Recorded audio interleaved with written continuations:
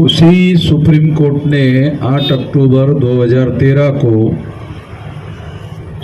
EVM machine पर जो judgement दिया था, उस जजमेंट में सुप्रीम कोर्ट ने ये कहा था कि ईवीएम मशीन के द्वारा फ्री, फेयर एंड ट्रांसपेरेंट चुनाव नहीं हो सकता।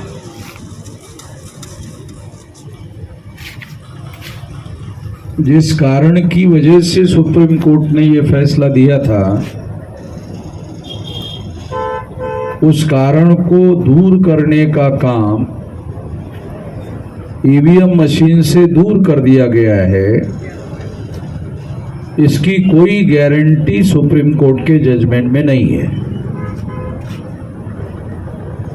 क्योंकि सुप्रीम कोर्ट ने ही कहा था कि ईवीएम मशीन के द्वारा फ्री का मतलब है भ्रष्टाचार मुक्त, फेयर का मतलब है निष्पक्ष और ट्रांसपेरेंट का मतलब है पारदर्शी चुनाव नहीं हो सकता। तो भारत की प्रजा को ये आश्वस्त करना जरूरी है, या जरूरी था कि ईवीएम मशीन से अब फ्री, फेयर एंड ट्रांसपेरेंट चुनाव हो सकता है। ऐसा भी जजमेंट में नहीं कहा। पहले कहा नहीं हो सकता, और अब जो जजमेंट दिया, उस जजमेंट में सुप्रीम कोर्ट ने नहीं कहा कि ये भी फ्री हो सकता है, फेयर हो सकता है, निष्पक्ष हो सकता है, ये नहीं कहा। केवल कहा सुरक्षित है।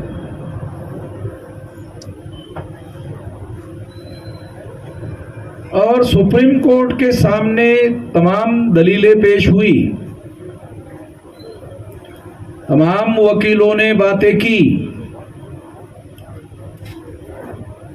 चुनाव आयोग के सामने कई सवाल पूछे गए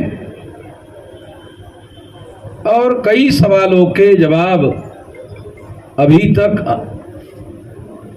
सैटिस्फैक्टरी जवाब नहीं मिले हैं। इसलिए साथियों, ये जो चुनाव है, इसी वजह से हम लोगों ने ये कहा था, ये हमने ही घोषणा किया था। शायद आप लोगों को ये जानकारी होगी कि हमने ही सारे देश भर में ये कहा था कि लगभग 12 लाख से लेकर 15 लाख बूथों पर ईवीएम मशीन लगने वाली है चुनाव कंडक्ट करने के लिए। तो हम लोग 12 लाख से लेकर 15 लाख बूथों पर मशीनों को फोड़ने वाले हैं। ये मैंने ही कहा था, मैंने ही ये ऐलान किया था।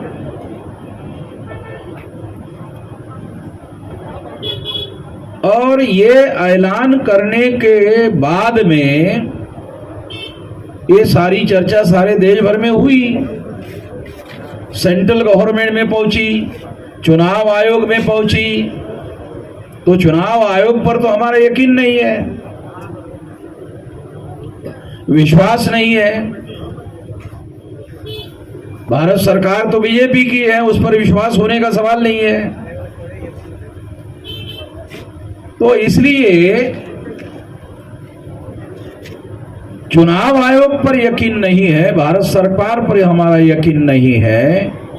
तो ये जो चुनाव हो रहे हैं उसमें ईवीएम मशीन बनाने का काम तो भारत सरकार ऑर्डर कर रही है, चुनाव आयोग ये मशीनें बनवा रही हैं। मशीनों के अंदर ही इनबिल्ट व्यवस्था है। आप किसी और को वोट देते हो, आपका वोट किसी और के नाम पर जमा होने की व्यवस्था है। वो ये टेक्नोलॉजी है। टेक्नोलॉजी में कोई जो व्यवस्था करो वो मशीन काम करती है। सिंपल लॉजिक है। चांद पर यान गया, चंद्रयान गया, तो बॉम्बे के इंजीनियरों को पता चला कि कुछ गड़बड़ हुई है चंद्रयान में, तो उन्होंने बॉम्बे में बैठे बैठे ही सुधार कर लिया। वो यान चंद्र पर था और दुरुस्त जो है ये बॉम्बे में बैठे बैठे इंजीनियर लोगों ने दुरुस्त कर लिया। तो इसका मतलब ये है, ये रिमोट सेंसिंग टेक्नोलॉजी है। रिमोट से ये सारा मामला हो रहा है। तो ये तो 25 लाख करोड़ किलोमीटर है। और ईवीएम मशीन जब आप वोट डालते हो तो आपके घर से मुश्किल से 1 किलोमीटर होता है। ईवीएम मशीन बहुत ज्यादा से ज्यादा 1 किलोमीटर अंतर पर होता है, इससे ज्यादा नहीं होता। तो इसलिए इसको आप अपने हिसाब से, अपने तरीके से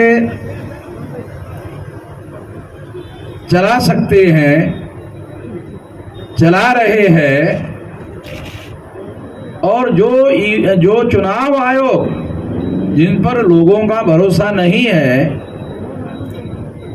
वो सर्टिफिकेट दे रहा है कि नहीं सुरक्षित है। जब इलेक्शन कमीशन पर लोगों को डाउट हो गया और हमने ईवीएम मशीन फोड़ने का ऐलान किया, वैसे ईवीएम मशीन फोड़ने का मैंने ऐलान किया, ये सब रिकॉर्ड में है। पुलिस वालों ने मुझे अरेस्ट करना चाहिए, पता नहीं अरेस्ट ही नहीं कर रहे।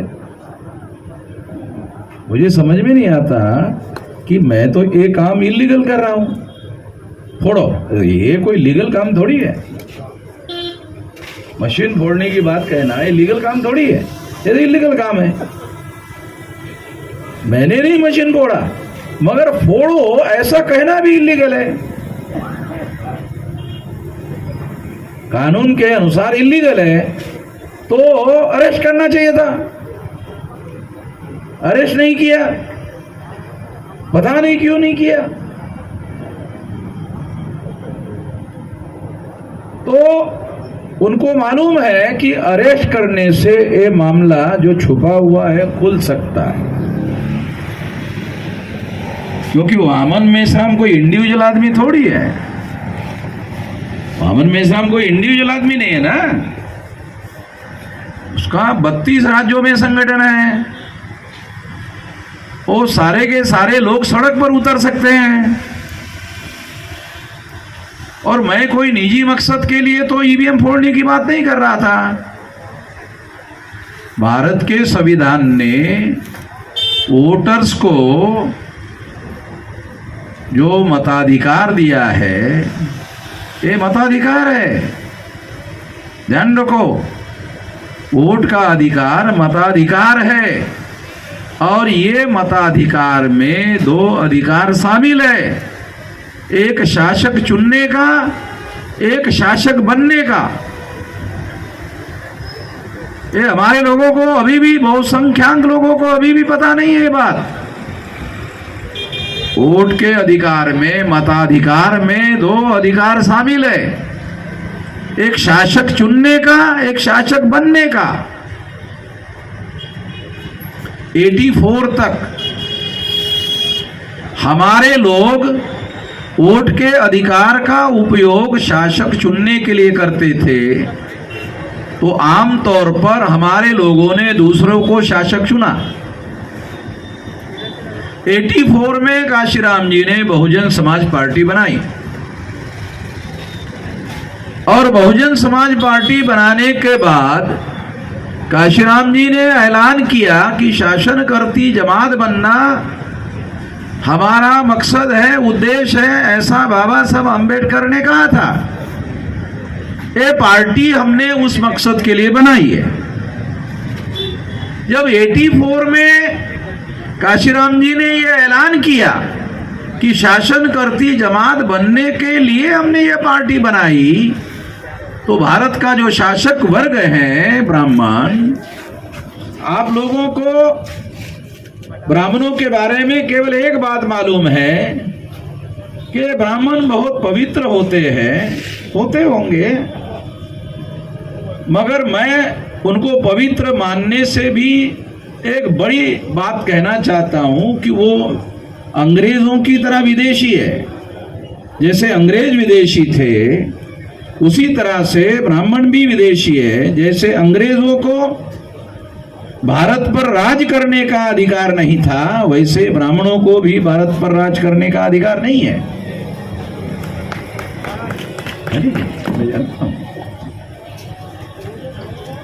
तो ब्राह्मणों को भारत पर राज करने का अधिकार नहीं है।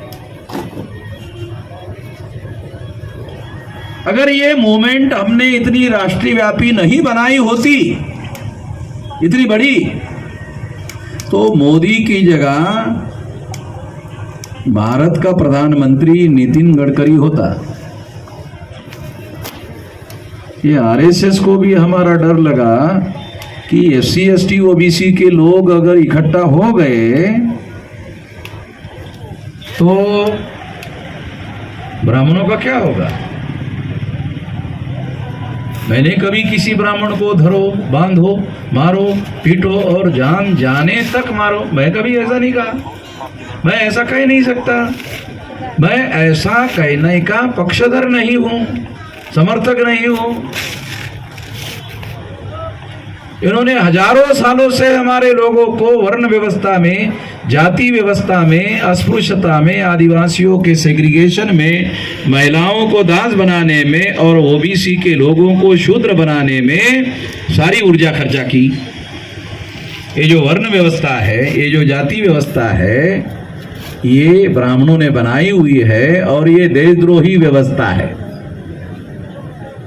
वर्ण व्यवस्था, जाति व्यवस्था, अस्पृश्यता, आदिवासियों का सेग्रीगेशन, महिलाओं की दास्ता और शूद्रत्व ओबीसी के ऊपर थोपा जाना, ये देशद्रोही व्यवस्था है जिसका निर्माण ब्राह्मणों ने किया।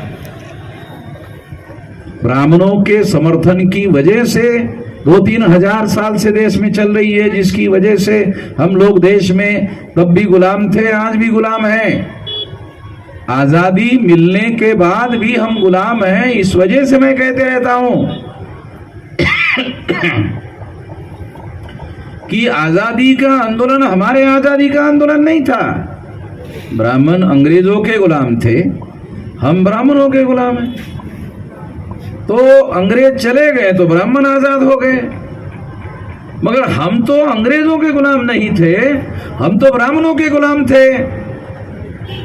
ब्राह्मण अंग्रेजों के गुलाम थे, ब्राह्मण आजाद हो गए और वो हुक्मरान हो गए। हम ब्राह्मणों के गुलाम थे, अभी भी है, क्योंकि वर्ण व्यवस्था, जाति व्यवस्था, अस्पृश्यता, आदिवासियों का सेग्रीगेशन, जंगलों में रहने के लिए मजबूर करना, महिलाओं को दास बनाना और ओबीसी के लोगों पर शूद्रत्व थोपना, ये देशद्रोही व्यवस्था ब्राह्मणों ने बनाई और यहाँ के लोगों पर थोपी। इस वजह से देश आज भी गुलाम है, ब्राह्मणों का गुलाम है। अंग्रेजों का था, अभी ब्राह्मणों का गुलाम है। इससे आज़ादी हासिल करने की लड़ाई लड़ना जरूरी है। इसके लिए हमने ये संगठन बनाया।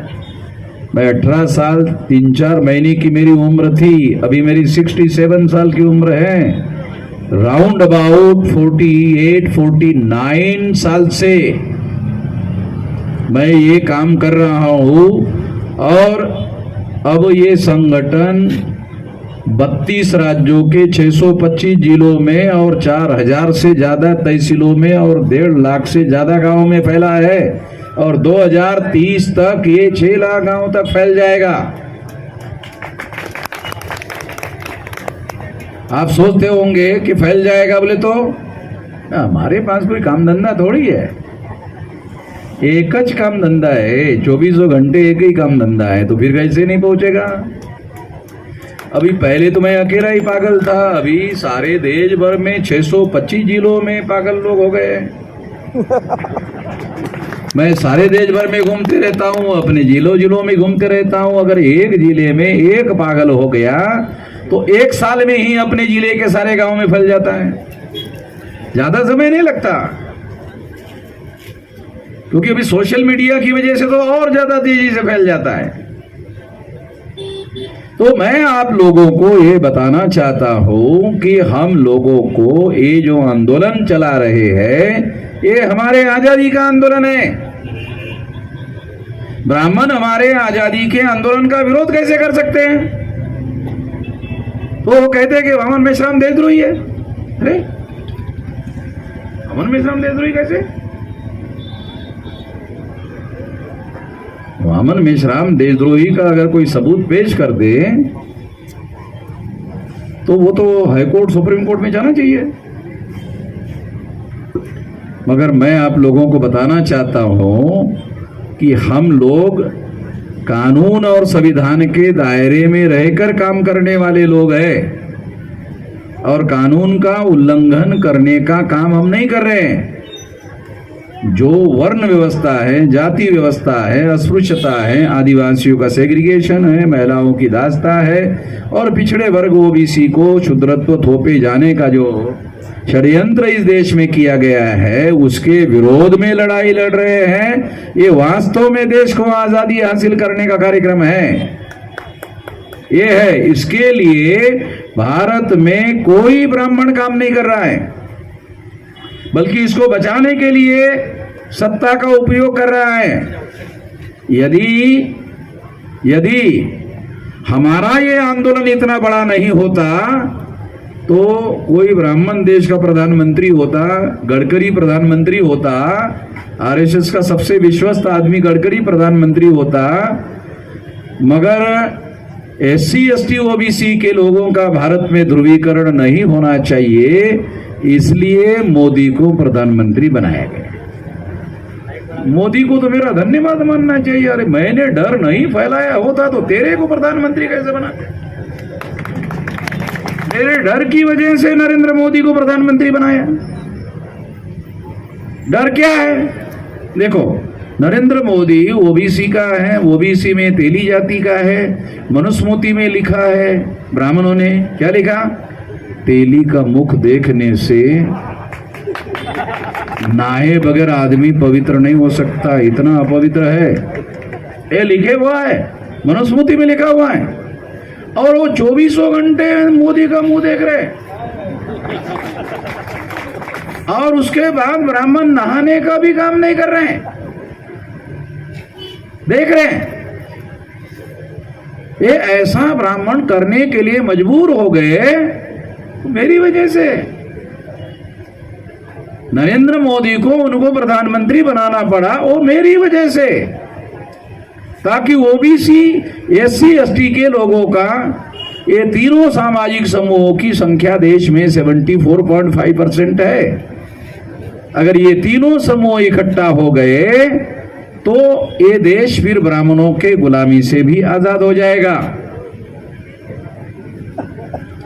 ये आजादी का आंदोलन है और कोई भी व्यक्ति हमारे आजादी के आंदोलन का विरोध नहीं कर सकता। कोई दुनिया में गुलामी का समर्थन नहीं कर सकता। यूनाइटेड नेशंस ऑर्गेनाइजेशन का डिक्लेरेशन है, दुनिया में कोई गुलाम नहीं रख सकता, कोई गुलामी का समर्थन नहीं कर सकता। ये मेरा कानून नहीं है, दुनिया की सरकार का नाम है यूनो, यूनाइटेड नेशंस ऑर्गेनाइजेशन, उसका डिक्लेरेशन है। दुनिया में किसी को गुलाम बनाए नहीं रखा जा सकता। इसलिए ये बात आपको कह रहा हूं कि 26 जनवरी 1950 को संविधान लागू होने के बावजूद भी और हमारे लोगों की अल्पसंख्यक लोगों के साथ मिलकर जो संख्या है वो संख्या है 85%। और अभी क्षत्रिय वर्ण के जो लोग हैं ये मूलतः जब ब्राह्मण विदेश से भारत में आए तो यहाँ के जो राजा थे, आप लोगों को सुनकर हैरानी होगी, यहाँ के राजा नाग लोग थे। सम्राट अशोक मौर्य, चंद्रगुप्त मौर्य, ये सब नाग लोग थे। इतिहास का, प्राचीन भारत का इतिहास पढ़ लो, ठीक से जान लो, सारे डॉक्यूमेंट्री एविडेंस है। ये नाग लोग थे, और ये नाग लोगों में से ही ब्राह्मणों ने जब वर्ण व्यवस्था बनाई तो नाग में से ही जो राजकाज करने वाले लोग थे उन लोगों को ब्राह्मणों ने क्षत्रिय कहा।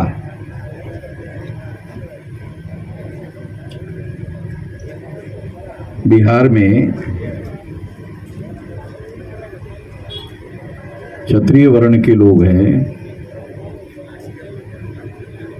तो वहां के लोगों ने, वहां के जो बैकवर्ड क्लास के लोग थे वो क्षत्रिय वर्ण के लोगों के पास गए, कुछ लोगों के पास गए और उनको कहा कि हम लोग नाग लोग हैं, क्षत्रिय लोगों का हम लोग नाग लोग हैं। तो क्षत्रिय वर्ण के लोगों ने क्या, हम भी है, हम भी है, यानी उनको भी मालूम है। मैं आप लोगों को ये बताना चाहता हूँ, ये समझाना चाहता हूँ कि जो नाग लोगों का राज प्राचीन भारत में इन्हीं लोगों का राज था, और इन लोगों को ही ब्राह्मणों ने, नाग लोगों को ही ब्राह्मणों ने प्रथम दृष्टया शूद्र घोषित किया और बाद में उन लोगों को 6000 से ज्यादा जातियों के टुकड़ों में बांटा। जो बुद्धिस्ट धर्म के लोग थे उन्होंने ब्राह्मणों की बातों को मानने से इनकार कर दिया, तो उन बुद्धिस्ट लोगों को ब्राह्मणों ने अछूत घोषित किया है, पता? बुद्धिस्ट लोगों को ब्राह्मणों ने अछूत घोषित कर दिया।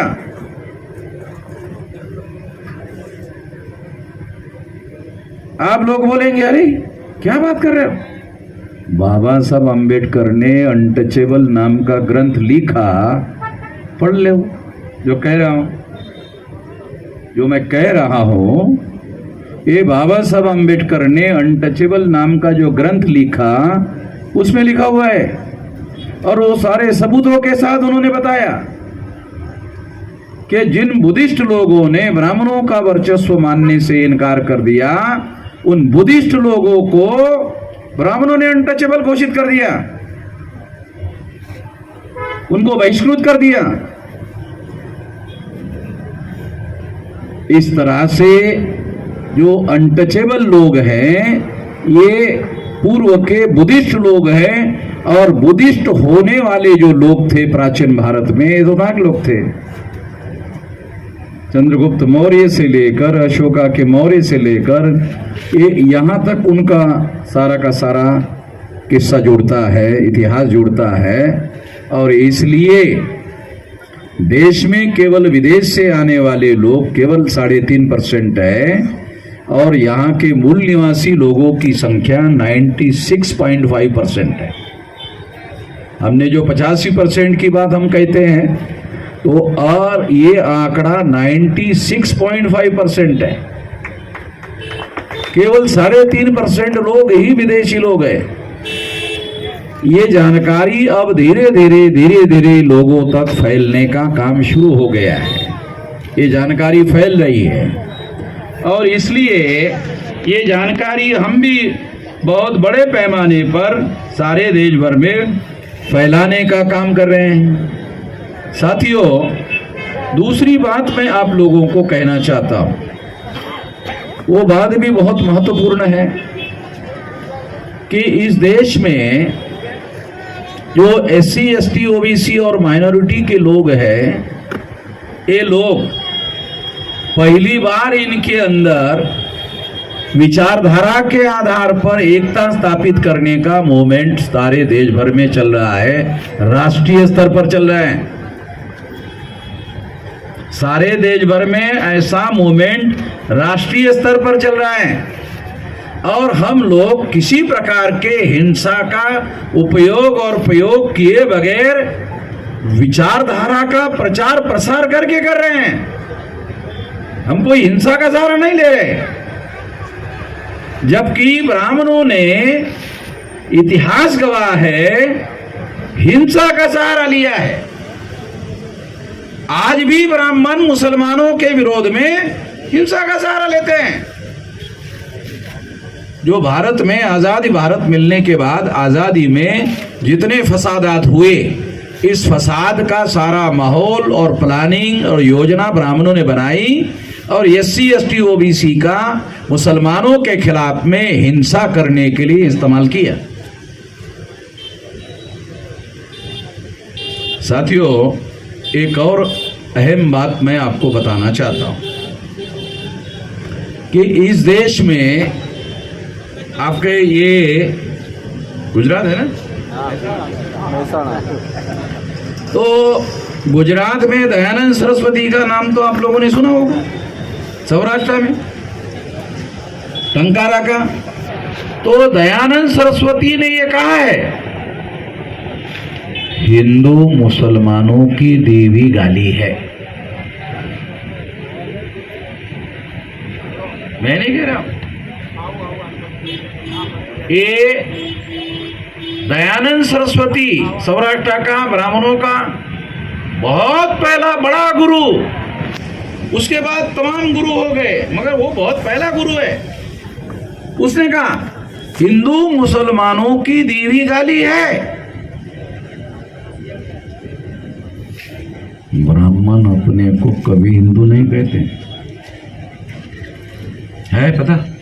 मुझे तो नहीं लगता आप लोगों को पता है। ब्राह्मण अपने को कभी भी हिंदू नहीं कहते। ब्राह्मण कभी भी अपने को हिंदू नहीं मानते। वो SC ST OBC के लोगों को और लेवा और कड़वा को, इधर गोवा गुजरात में लेवा कड़वा है, हमारे यहाँ कनबी मराठा है, वही लेवा कड़वा इधर है। तो ब्राह्मण लोग इन लोगों को हिंदू कहते हैं। बहुत ध्यान से सुनो, बहुत खास बात बता रहा हूं। ब्राह्मण लोग अपने को हिंदू नहीं कहते। क्यों? हिंदू मुसलमानों की देवी गाली। अपने को हिंदू नहीं कहते, मगर SC ST OBC लेवा कड़वा पटेलों को हिंदू कहते हैं। और हम भी इतने महान लोग हैं कि हम भी अपने बस्ती में कहते हैं, गर्व से कहो हम हिंदू हैं।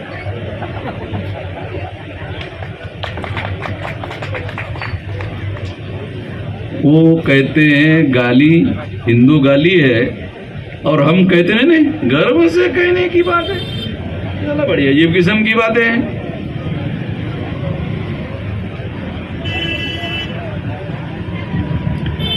मैं आप लोगों को ये बताना चाहता हूं कि ब्राह्मण अपने को कभी भी हिंदू नहीं कहते हैं। ब्राह्मण जन्म से लेकर मृत्यु तक और मृत्यु के बाद केवल ब्राह्मणों का संस्कार करते हैं। ब्राह्मण केवल ब्राह्मणों का संस्कार करते हैं। उनके संस्कार SC ST OBC कुंबी लेवा कड़वा से अलग है, और वो संस्कार कभी दूसरों के नहीं है। ब्राह्मण समाज से अलग है, ऐसा सिद्ध करने के लिए उन्होंने जनेऊ धारण करने का कार्य किया। ब्राह्मणों के गले में जो जनेऊ आया वो हम दूसरों से अलग हैं, ये सिद्ध करने के लिए कि हम अलग हैं। क्या आप बता सकते हैं SC के गले में जनेऊ होता है, ST के गले में जनेऊ होता है, OBC के गले में जनेऊ होता है, लेवा कड़वा पटेल के गले में जनेऊ होता है? किसी के गले में जनेऊ नहीं होता है। जिसके गले में जनेऊ ही नहीं होता है वो संस्कार विहीन है, वो बहिष्कृत है, और वो इस तरह से शूद्र है। ये ब्राह्मणों के शास्त्र कहते हैं, संस्कृत में है, और हमारे लोगों को पता नहीं है। बाबा साहब अम्बेडकर संस्कृत भी जानते थे, और संस्कृत का कोई ऐसा ग्रंथ नहीं है जिसका ट्रांसलेशन अंग्रेजी में नहीं हुआ। सारा अंग्रेजी में ट्रांसलेशन करके अंग्रेज लोग लेके गए, सारा का सारा ट्रांसलेशन अंग्रेजी में किया हुआ है। और अंग्रेजी में ट्रांसलेट करने के लिए ब्राह्मणों ने ही अंग्रेजों की मदद की, ब्राह्मणों की मदद से ही ट्रांसलेशन किया गया। कोई ब्राह्मण अंग्रेजी में जो ट्रांसलेशन है उसमें गलती नहीं निकाल सकता, निकालता नहीं है। तो मैं ये बातें आप लोगों को इसलिए बता रहा हूं, ये सारे डॉक्यूमेंट्री एविडेंस है। ब्राह्मण अपने को हिंदू नहीं कहता है, हिंदू मानता नहीं है, क्योंकि वो कहते हैं हिंदू मुसलमानों के द्वारा दी हुई गाली है। साथियों, मैं ये बात आप लोगों को, वो जो प्रोपेगेंडा करते हैं, मेरे पास मेरा नाम लेके नहीं करते हैं, हमारे राज शेखावत जी को बोलते रहते हैं, मेरे को तो बोलने की भी औकात नहीं उनकी। ब्राह्मणों की औकात मेरे को बोलने तक की नहीं है, मैं उसकी कितनी औकात है मैं जानता हूं। वो अपने को बहुत पंडित मानते हैं, बहुत विद्वान मानते हैं, उनकी सारी विद्वत्ता कितनी है और कहां तक है वो मैं जानता हूं। साथियों, इसी के आधार पर यह बात मैं कह रहा हूं कि संविधान ने ब्राह्मणों के धर्मशास्त्रों को अप्रासंगिक घोषित कर दिया। ब्राह्मणों की वर्ण व्यवस्था, ब्राह्मणों की जाति व्यवस्था, ब्राह्मणों की अस्पृश्यता, ब्राह्मणों का आदिवासियों का सेग्रीगेशन, महिलाओं की दास्ता, पिछड़े वर्ग पर क्षुद्रत्व थोपना, सारा का सारा असंवैधानिक घोषित किया। तो ब्राह्मणों के सारे धर्मशास्त्र असंवैधानिक है। जय मूल निवास। कोई ब्राह्मण की औकात हो तो मुझे कहे कि आप गलत बोल रहे हो। हमारे लोगों के साथ बहसबाजी करते रहते हैं जिनको एबीसीडी पता नहीं है, हमसे तो कोई बहस करता नहीं है। तो इसलिए ये बातें आप लोगों को सार्वजनिक मंच पर कह रहा हूं, सार्वजनिक मंच पर कह रहा हूं।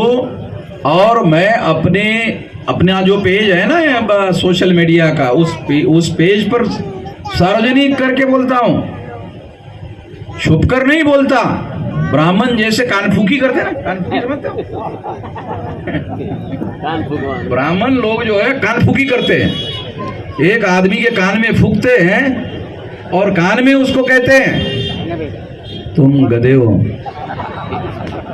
तुम्हारा बाप गधा है, तुम्हारा दादा भी गधा था, और तुम जब से पैदा हुए खानदान में सारे के सारे गधे हैं, किसी को मत बोलना।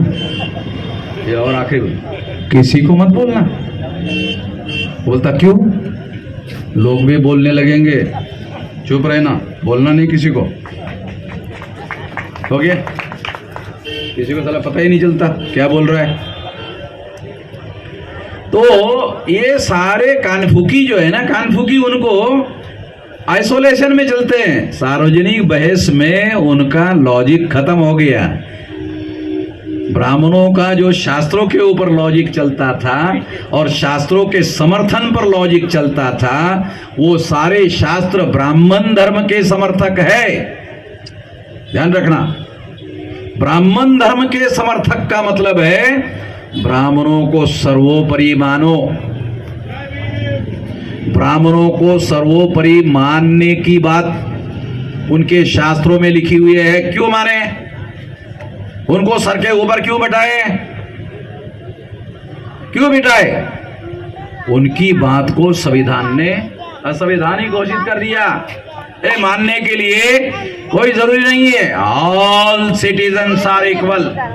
भारत के संविधान ने ये घोषित कर दिया, ऑल सिटीजन्स आर इक्वल।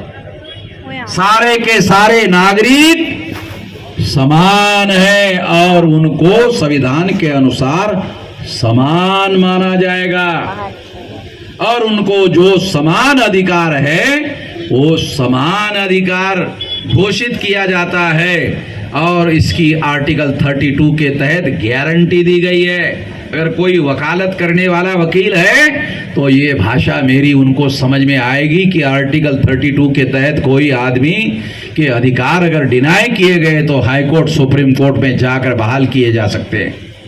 किसी को भी अगर ब्राह्मण बहुत पवित्र है, ब्राह्मण कहते हैं पवित्र है, फिर भी उनको गंगा में नहाना पड़ता है। ये तो साला मुझे समझ में नहीं आता, आज तक समझ में नहीं आया। जो खुद ही जन्म से पवित्र है उसको गंगा में नहाने की क्या जरूरत है? जो जन्म से पवित्र है उसको गंगा में नहाने की क्या जरूरत है?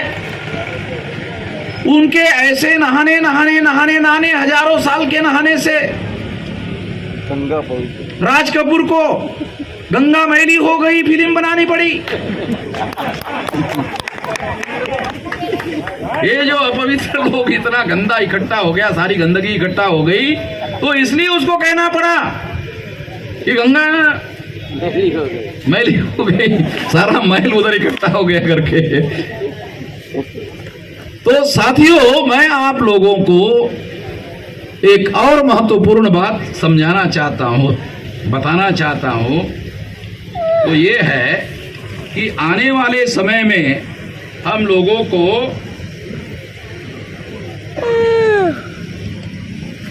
आंदोलन चलाने की जरूरत है, और ये आंदोलन के लिए हम लोगों को जगाने की जरूरत है, हमारे लोगों को जोड़ने की जरूरत है, और जोड़कर शक्तिशाली संगठन बनाने की जरूरत है। मैंने बामसेप नाम का संगठन बनाने के लिए 48 साल का लंबा समय लगाया और 625 जिलों में संगठन बनाया, 32 राज्यों में। अभी 2030 तक हम लोग 6 लाख गांव का संगठन बनाने की दिशा में आगे बढ़ रहे हैं, और जब 6 लाख गांव का संगठन बनेगा तो जिस तरह से 9 अगस्त 1942 को गांधी जी ने अंग्रेजों के विरोध में आंदोलन चलाया था, वो आंदोलन था अंग्रेजों चले जाओ। आप लोगों ने, गुजरात के लोगों को क्या बताना अभी गांधी जी ने क्या किया, तो मालूम ही होगा। 9 अगस्त 1942 को गांधी जी ने क्विट इंडिया मूवमेंट, भारत छोड़ो आंदोलन शुरू किया और अंग्रेजों को कहा भारत छोड़ो। ये आंदोलन गांधी जी ने 9 अगस्त 1942 को किया था। तो अंग्रेजों ने गांधी जी को पूछा क्यों छोड़े? गांधी जी ने कहा तुम विदेशी हो। अंग्रेजों ने कहा गांधी जी एक बात कहे, आप बुरा तो नहीं मानेंगे? कि नहीं, कहो। आप भी विदेशी हो।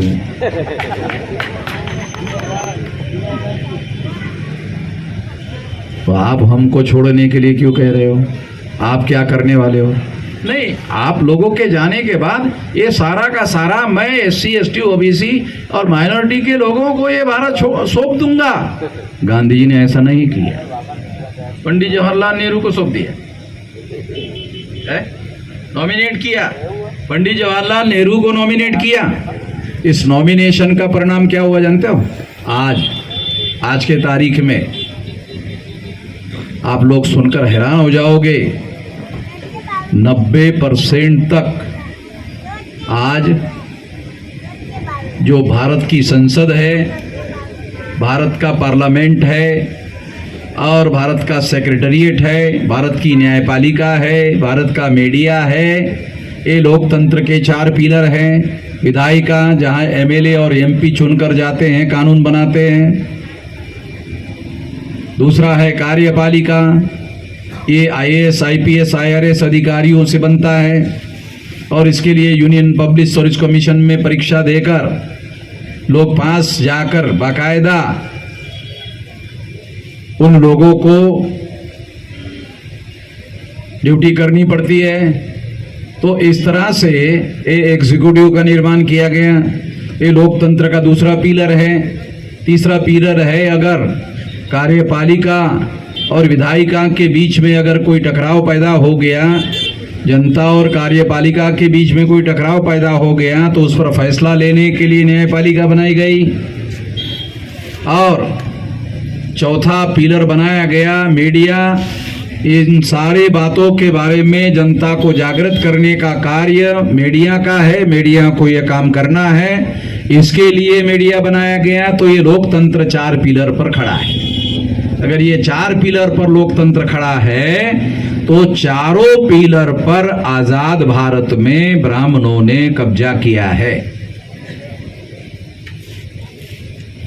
देखो, कांग्रेस 1885 को बनी और बनाने का काम चटर्जी, मुखर्जी, बैनर्जी, गोखले, तिलक, आगरकर इन ब्राह्मणों ने कांग्रेस को बनाया।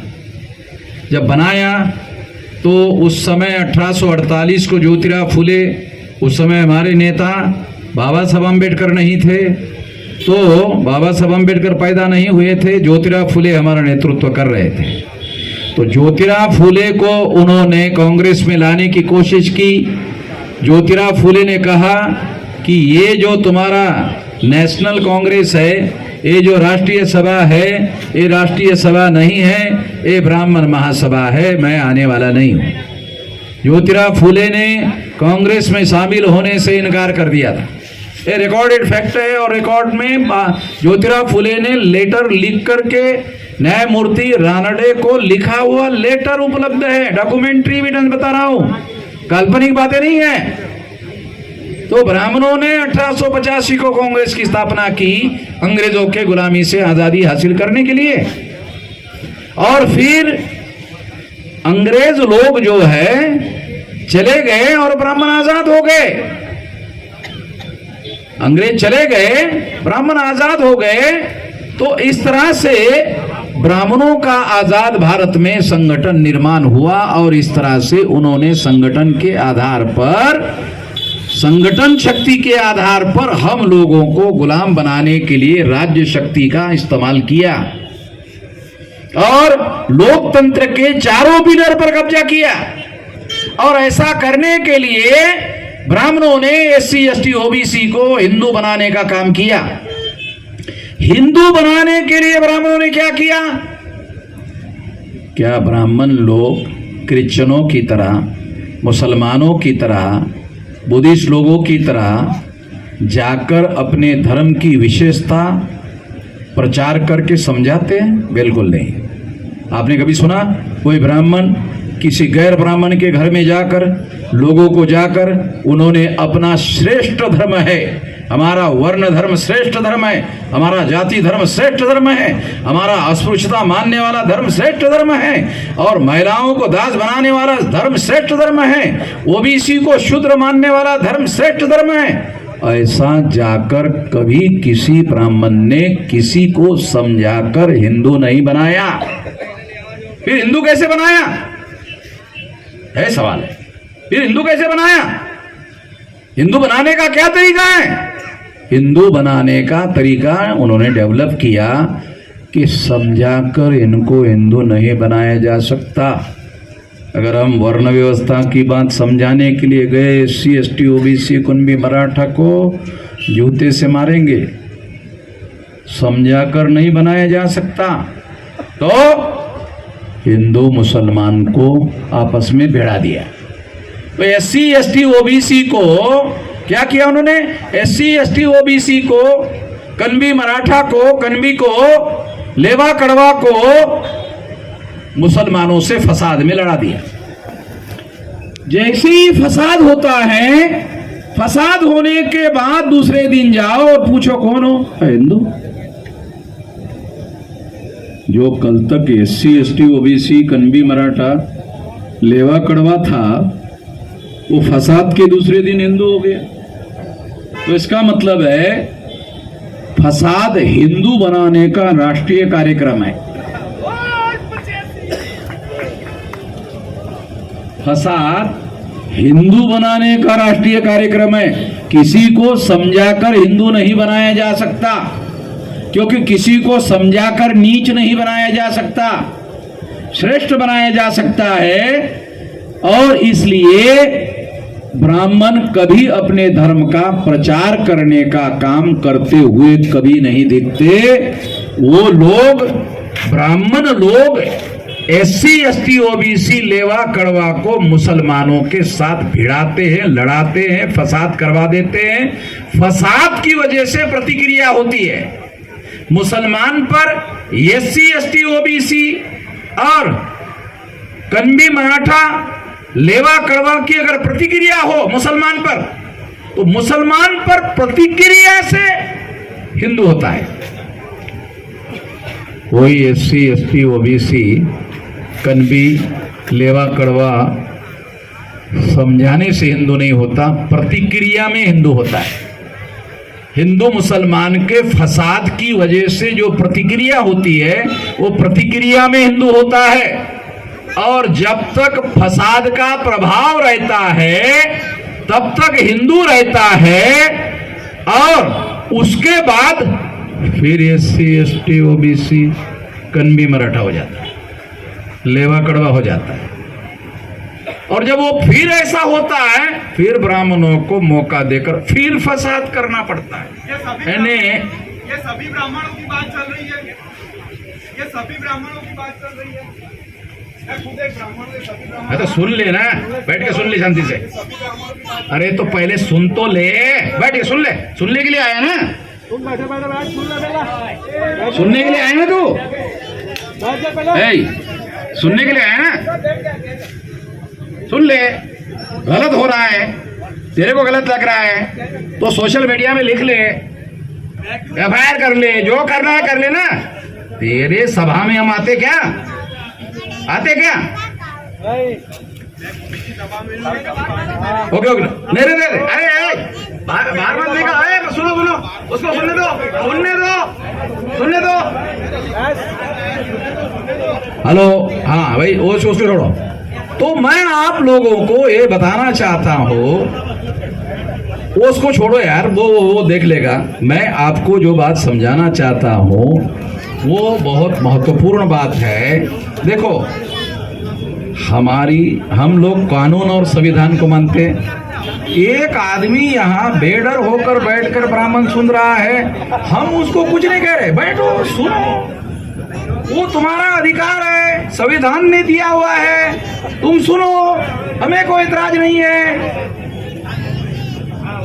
हम संविधान को मानते हैं, उसको भी अधिकार है सुनने का, वो मानना ना मानना उसकी बात है। तो मैं आप लोगों को ये मौलिक बात समझा रहा हूं कि जो ब्राह्मण लोग हैं वो कभी कोई किसी SC ST OBC लोगों को ब्राह्मण धर्म समझाने का काम नहीं करता है, क्योंकि ब्राह्मण धर्म समझाकर कोई आदमी हिंदू नहीं बन सकता।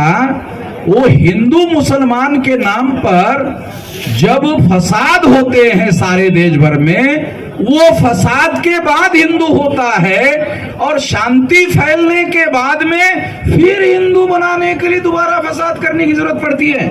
एक बार फसाद होने के बाद दोबारा करने की जरूरत होनी चाहिए, मगर फसाद एक बार होने के बाद बंद नहीं होता, फिर दोबारा होता है। 6 महीने के बाद, साल भर के बाद, 2 साल के बाद में दोबारा फसाद होते रहते हैं। बार बार फसाद होते रहते हैं। क्यों? क्योंकि प्रतिक्रिया में जो हिंदू होता है वो सिद्धांत से हिंदू नहीं होता, वो सिद्धांत से हिंदू नहीं हो रहा है, वो प्रतिक्रिया मुसलमानों के विरोध में प्रतिक्रिया करने की वजह से हिंदू हो रहा है, इग्नोरेंट की वजह से हिंदू हो रहा है। जब फसाद होता है तो सारे देश के चैनल में, सारे देश के मीडिया में फ्रंट पेज पर खबरें होती है, और सारे देश के लोग, जो मालूम नहीं होता है सारे लोगों को मालूम हो जाता है, सारे लोगों पर प्रतिक्रिया होती है। ये सारे साधन 90% मीडिया में ब्राह्मण पत्रकार हैं, और वो यही करते रहते हैं। नजर क्या जी, और उनको ऐसा करना चाहिए। साहब वो मुझे अगर हम लोगों को गधे बना के रखना है तो उनको ऐसा करना चाहिए। हमको उनको ऐसा गधे बनाकर रखना है तो उनको ऐसा करना चाहिए, और वो ऐसा करते हैं तो वो अपना वर्चस्व बनाए रखने के लिए करते हैं। वो हर ब्राह्मण को अपना वर्चस्व बनाए रखने के लिए, उनका बच्चा हो तो भी उस वहां से लेकर बूढ़ा, और कल मरने के लिए आ गया तो भी वो करते रहता है। तो ये काम हम लोग जो है समझकर काम करें। दूसरी एक और महत्वपूर्ण बात मैं आप लोगों को बताना चाहता हूं कि ये मामला केवल शेड्यूल कास्ट के लोगों का नहीं है, ये मामला केवल शेड्यूल ट्राइब के लोगों का नहीं है, ये मामला केवल नॉमिनी टाइप का नहीं है, ये मामला अदर बैकवर्ड क्लासेस के ओबीसी का भी है।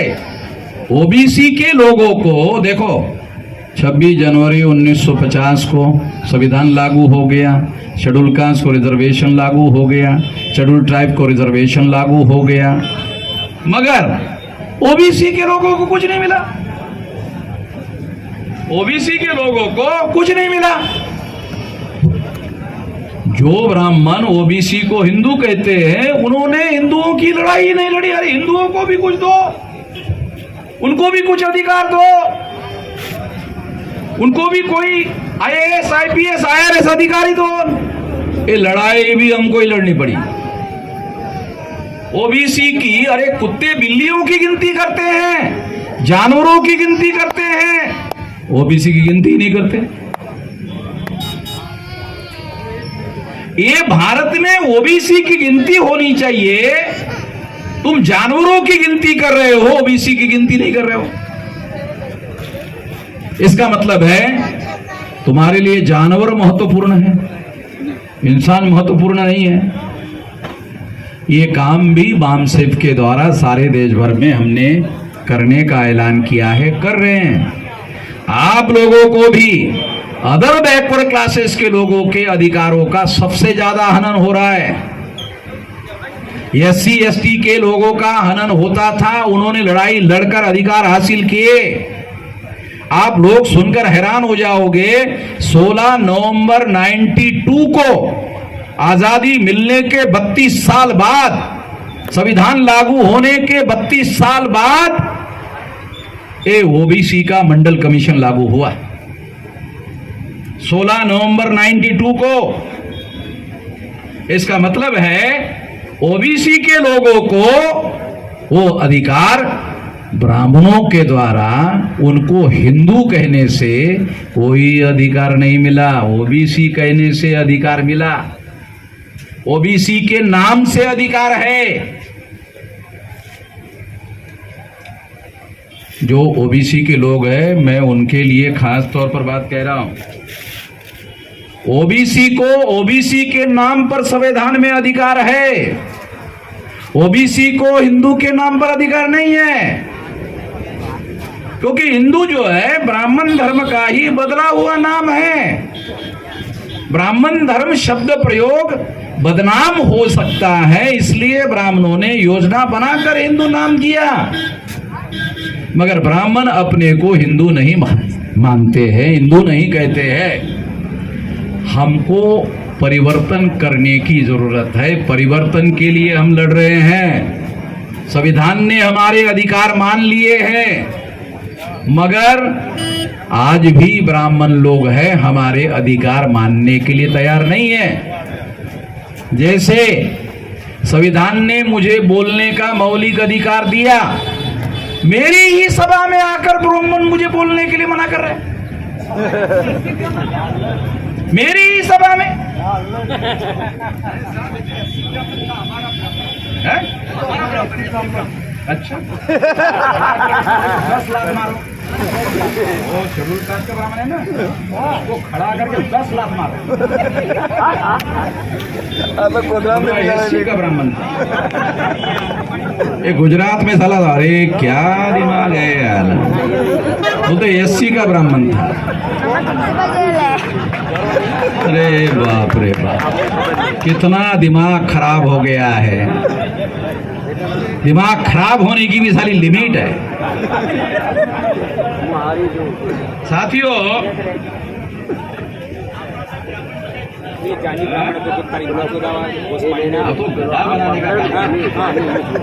हेलो साथियों, 10 बजे तक हम लोगों को बोलने का अधिकार है सभी सुप्रीम कोर्ट का।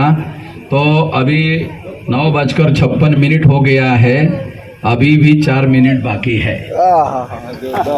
तो मैं एक बात और आपको बताना चाहता हूँ कि हम लोगों को संविधान के आर्टिकल 19 के तहत अधिकार मिला है। इस अधिकार का उपयोग करने की ज़रूरत है, प्रचार करने की ज़रूरत है, प्रसार करने की ज़रूरत है और संगठन बनाने की ज़रूरत है। और हमने अभी मैंने जिंदगी में 48 साल पढ़े लिखे लोगों को जगाने का काम किया। अभी हमने मासेस को जगाने का अभियान शुरू कर दिया है। अभी जो अनपढ़ लोग थे, गवार लोग थे, अब उन लोगों के बीच में हमने काम शुरू कर दिया और इसलिए 6 लाख गांवों का संगठन बनाने की दिशा में और 12 से लेकर 15 लाख बूथों का संगठन बनाने की दिशा में और बूथ के नीचे जो अलग अलग प्रकार के सामाजिक समूह हैं, शेड्यूल कास्ट है, मोस्ट बैकवर्ड शेड्यूल कास्ट है, एक्सट्रीम बैकवर्ड शेड्यूल कास्ट है, शेड्यूल ट्राइब है, मोस्ट बैकवर्ड शेड्यूल ट्राइब है, नॉमेडिक ट्राइब है, एमबीसी है, ओबीसी है और इनसे धर्म परिवर्तित मूल निवासी है और ये सारे लोग ये हमारे लोग हैं और नाग लोगों से निर्माण हुआ क्षत्रिय वर्ण है। वैश्य वर्ण के लोग भी नाग लोगों से ही बने हुए हैं और ऐसी जागृति वैश्यों के अंदर भी हो रही है। पता नहीं आप लोगों को जानकारी है कि नहीं है। आने वाले समय में वो किताब भी आपके सामने हम लिख करके ले आएंगे। वो सारा डॉक्यूमेंट्री हमारे पास है, काल्पनिक बातें नहीं कह रहे हैं। और ब्राह्मणों को चुनौती है, ब्राह्मणों को चुनौती है उसे गलत साबित कर दे। तो इसलिए मैं आखिरी बात आप लोगों को यह समझा रहा हूं कि हम लोगों को इस संवैधानिक अधिकार का जो पर्टिकुलरली हमारे लिए लिखा गया बाबा साहब का, इसका उपयोग करके महान संगठित शक्ति निर्माण करना चाहिए।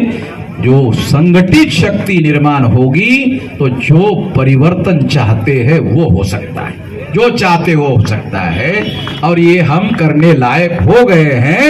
ऐसा हम लोग मान ले, कर ले, निश्चित रूप से हम सफल हो सकते हैं।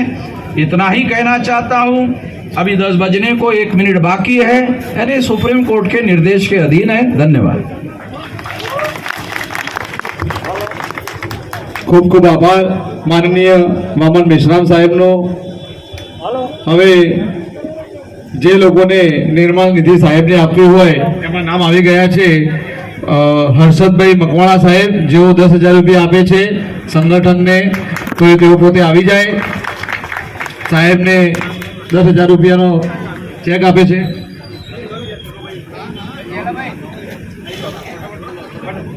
જે નામ બોલ્યું ફટાફટ આવી જાય આગળ, ફટાફટ જે નામ બોલ્યું ફટાફટ આગળ આવી જાય છે।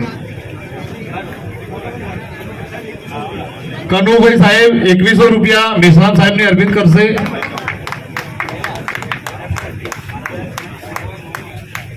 Babubhai B Parmar Mehsana retired food and dairy drug 2000 રૂપિયા રોકડા સાહેબને આપશે। કેજે રાઠોડ સાહેબ રિટાયર્ડ બેંક ઓફિસર 2000 રૂપિયા મેશ્રામ સાહેબને આપશે।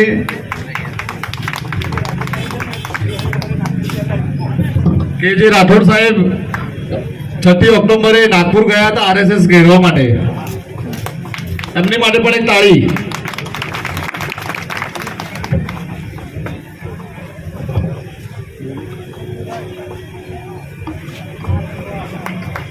બોલ 85। હજુ પણ કોઈને પબ્લિકમાંથી કોઈએ ફંડ આપવાનું હોય સાહેબને, ખોખર વજીર ખાન શરીફ ખાન સવાલાના છે જે 500 રૂપિયા આપે છે સાહેબને।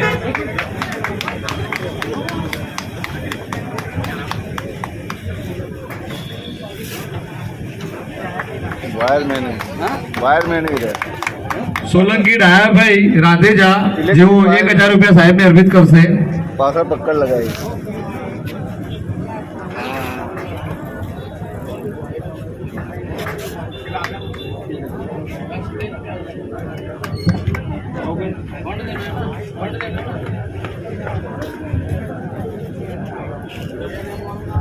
હવે છે કોઈ ફંડ આપવાનું હોય તો ઓકે। હવે હું સભાની પૂર્ણાહુતિ માટે આભાર વિધિ માટે નિલેશ સુતરિયા સાહેબને વિનંતી કરીશ કે તેઓ આભાર વિધિ કરશે।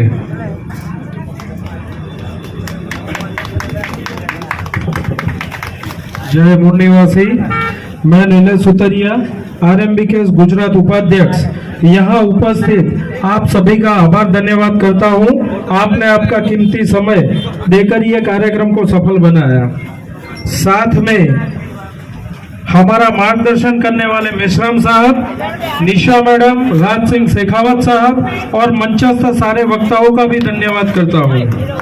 ये कार्यक्रम को सफल बनाने वाले हमारे कार्यकर्ताओं का भी मैं धन्यवाद करता हूँ। हमारे कार्यक्रम को सहयोग देने वाले महसाना के जो संगठन है, जैसे कि SSD, RDMA, जय भीम युवा संगठन, सम्यक बुद्ध विहार, सुजाता बुद्ध विहार, मुस्लिम युवा संगठन महसाणा, रहनुमा वेलफेयर ट्रस्ट, मुस्लिम महिला संगठन इकरा परिवार, इन सभी का भी धन्यवाद करता हूँ। ये कार्यक्रम को सफल बनाने के लिए जिन्होंने सहयोग निधि दी है, उनका भी मैं आभार और धन्यवाद करता हूं। और ये कार्यक्रम को पूर्ण घोषित करने से पहले हमारे संचालक महोदय से विनती करता हूं कि जो लास्ट में फंडिंग दिया है, उनका भी नाम यहाँ पर ले। આનંદ और સોલંકી સાહેબે 1000 રૂપિયા આપ્યા છે। પ્રવીણભાઈ જાવેદેવે પણ 1000 રૂપિયા આપ્યા છે। પબ્લિક ઉભા થવાનું નામ નહીં લેતી બોલ 85। Thank you.